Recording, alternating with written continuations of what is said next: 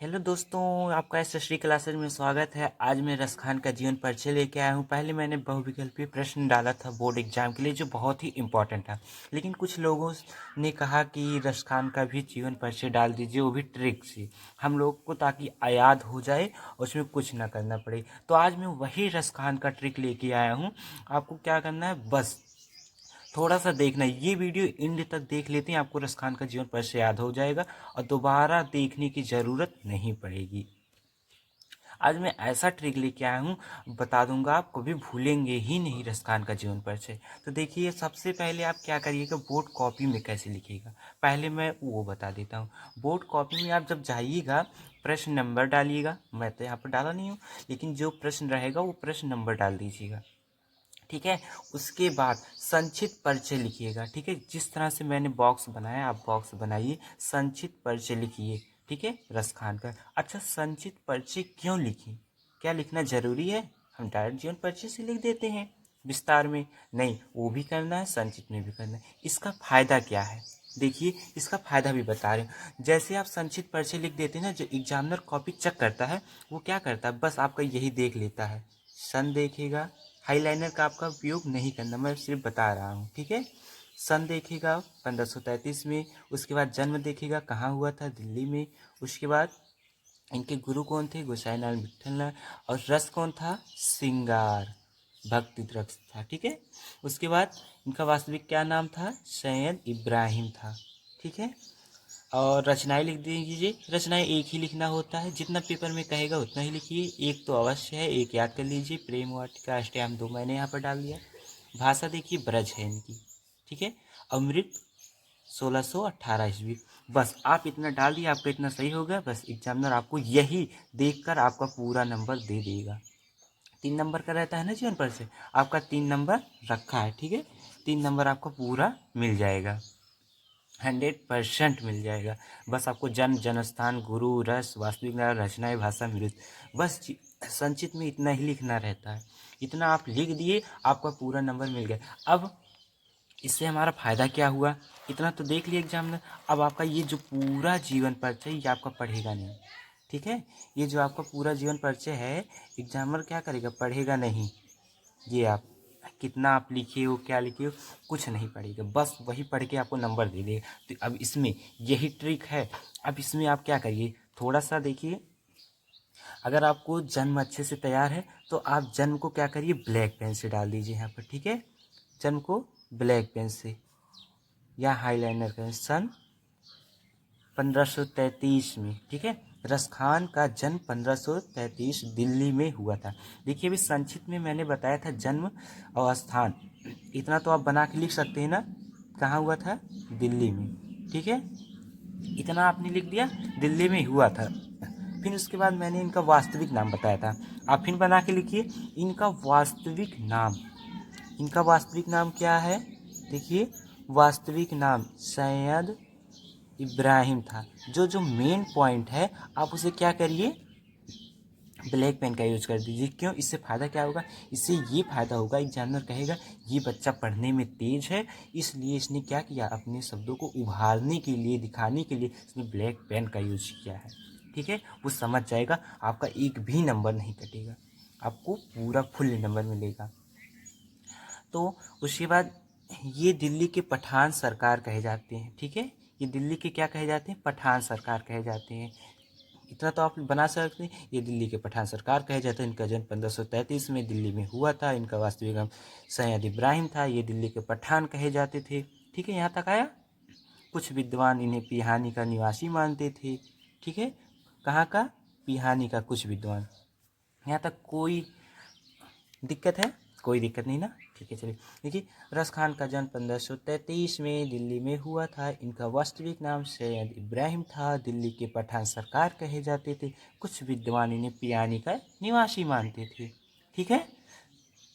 इतना कंफर्म हो गया। कहीं पर कुछ दिक्कत, तो अगर कोई दिक्कत हो तो कमेंट बॉक्स में ज़रूर बताइए। हाँ, अभी तक आपने वीडियो को लाइक नहीं किया है, तो अगर पसंद आ रहा हो तो लाइक कर दीजिए। मैं ज़बरदस्ती नहीं कर दूंगा कि आप वीडियो को लाइक करिए।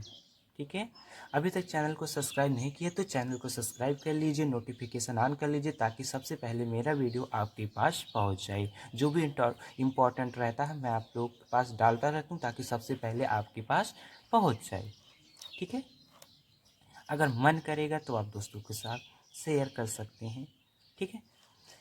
रश खान किसी बादशाह के वंशज थे। ठीक है। अभी आपको पता चलेगा, इन्होंने खुद को वर्णित किया है कि हम एक बादशाह के वंशज थे। कहाँ के? देखिए, ये बादशाह के वंशज थे, यानी जो बादशाह नहीं होते पहले ज़माने में होते थे उस खानदान के थे। ठीक है। प्रेम वाटिका में इन्होंने स्वयं वर्णित किया। ये देखिए, किसमें? इन्होंने स्वयं को बताया है कि हम बादशाह के घर के थे। भाई, बादशाह के घर के इन्होंने किसमें बताया? प्रेम वाटिका में। ठीक है। इन्होंने खुद इसमें वर्णित किया। यहाँ तक कोई दिक्कत? भाई, रसखान बादशाह के वंशज थे, ये प्रेम वाटिका में स्वयं को वर्णित किए थे। इतना कोई दिक्कत नहीं। चलिए, ठीक है।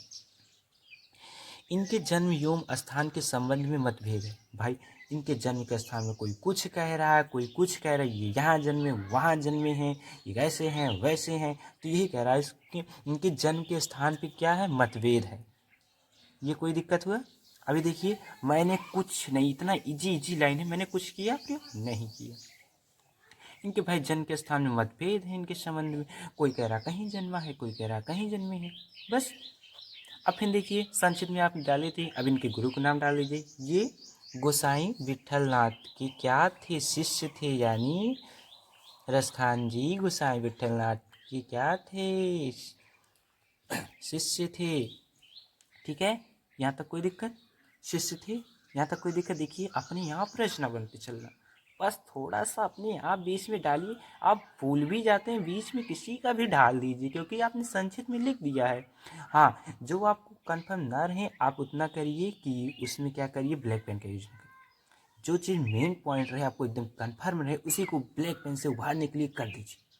एग्जामिनर आपको पूरा पूरा नंबर देंगे, 100% की गारंटी। अब फिर इनकी मृत्यु देखते हैं। देखिए, लगभग में 1618 ईस्वी में इनकी मृत्यु हो गई थी। ठीक है। इसी के आसपास में इनकी मृत्यु हो गई थी। देखिए, इन्होंने थोड़ा लाइन और बढ़ा दिया, हम तो चाहे ऐसे लगभग 1688 में इनकी मृत्यु हो गई, लेकिन यहाँ देखो आसपास में इनकी मृत्यु हो गई। आप और भी बढ़ा सकते हैं, लगभग रसखान जी का मृत्यु 18 ईस्वी के आसपास में हो गया था। आप और बढ़ा सकते हैं। आपको नंबर लेने से मतलब है, कॉपी भरने से मतलब है। आप जितना कॉपी पेपर में भरे रहेंगे उतने नंबर पाएंगे। फिर चलिए देखते हैं, रसखान सगुड़ काव्यधारा के देखिए, यहाँ रसखान क्या थे? सगुड़ काव्यधारा। यहाँ पर देखिए मेन पॉइंट मिल गया। ये सगुड़ काव्यधारा की कृष्ण भक्ति, किसके भक्ति थे? कृष्ण भक्ति के शाखा के कवि थे। अब ये किस कृष्ण, देखिए, जो रसखान थे ये कृष्ण भक्ति शाखा के कवि माने जाते थे। किसमें? सगुड़ काव्यधारा में। रसखान जो थे सगुड़ काव्यधारा की कृष्ण भक्ति के शाखा में कवि माने जाते हैं। कोई यहाँ तक दिक्कत? कुछ है टफ नहीं है ना? आगे चलते हैं। ये बड़े प्रेमी व्यक्ति थे। ये देखिए, अब आप इसको बना सकते अपने आप से। ये बहुत प्रेमी व्यक्ति थे, भगवान कृष्ण के प्रति बहुत प्रेम करते थे, अत्यधिक लगाव था, बहुत ज़्यादा इनको लगाव था भगवान श्री कृष्ण के प्रति। यहाँ तक कोई दिक्कत नहीं? दिक्कत। चलिए आगे देखते हैं। देखिए, रसखान आरंभ से ही बड़े प्रेमी थे। एक लाइन और बढ़ा दीजिए, ये शुरू से ही बहुत प्रेमी व्यक्ति थे, किसी से झगड़ा लड़ाई नहीं करते थे। ये अपने ऊपर है, बनाने की बात है, बना के लिख दीजिए। ठीक है। यहाँ तक कोई दिक्कत? लिख ले जाएंगे ना? देखिए, रसखान को कहते हैं बहुत कठिन है लेकिन बहुत ईजी है। फिर इनका प्रेम श्री कृष्ण के प्रति हो गया था। अब देखिए, ये भी कहने की बात है, जब वो सगुड़ काव्य धारा था, वो श्री कृष्ण के प्रति प्रेम के लगाव में लग गए थे, तो ये कोई कहने की बात है? तो वो प्रेम करेंगे। जब श्री कृष्ण के ही युद्ध में जा रहे हैं तो और किससे प्रेम करेंगे? राम से थोड़ी ना करेंगे, कृष्ण से ही तो करेंगे। ठीक है। ये देखिए, ये भी एक लाइन बढ़ा गया, श्री कृष्ण से प्रति बहुत लगाव था। एक लाइन और बढ़ा दीजिए। अब इसमें कुछ करना है, अपने मन से तो ही बढ़ाना है। रसखान की ब्रज भाषा थी, संक्षिप्त में आपने लिखा था इनकी भाषा क्या थी? ब्रज भाषा थी। शैली इनकी क्या थी? मधुर एवं सरस थी। शैली इनकी मधुर एवं सरस थी। हो गया, अब रचनाएं काट लो, आपका जीवन परिचय समूह कंप्लीट। तो देखिए, इनकी रचनाएं हैं प्रेम वाटिका, सुजान रस खान, बहुत इंपॉर्टेंट है, 1 नंबर में भी पूछ सकता है, दान लीला, अष्टयाम।